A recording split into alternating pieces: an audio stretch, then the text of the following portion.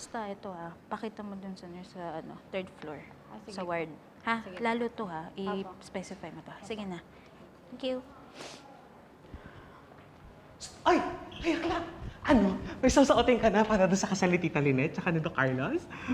Wala pa, Mars. Alam mo naman ako. Uwi, tulog. Ano pang magagawa ko? So next week na lang ako hanap. Siguro magre-rent na lang ako. Anong next week?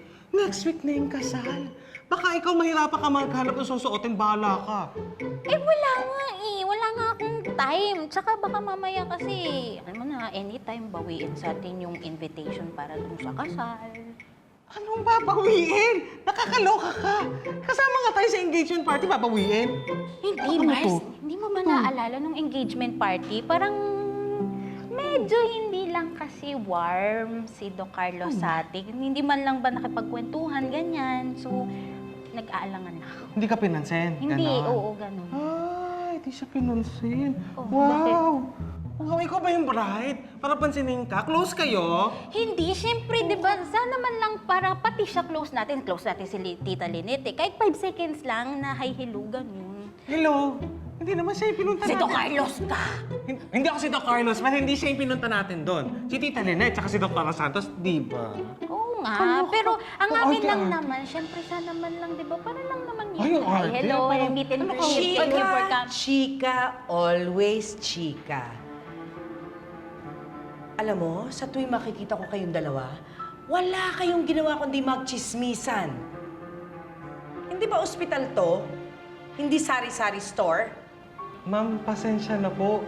Hindi naman po kami nagchichismisa. May tinanong lang po ako sa kanya. Saglit lang. Opo, back to work na rin po kami. Opo, Naka-duty opo, naman opo. po kami. Halika na, Mars. May tinatanong. Work-related ba yon?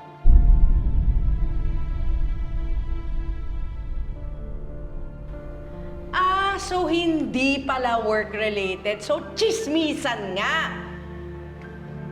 Don't worry.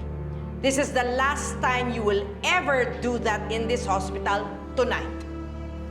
Ma'am, Moira, bakit to? Oo nga po, Ma'am Moira. Ano pong ibig niyo sabihin? You are both fired. Di ba? Gusto nyo lagi makasama si Annalyn? So pwede na kayo mag-alsabalutan at mag-evacuate papuntang Eastridge. Because the minute the clock strikes 12, you are out of Apex.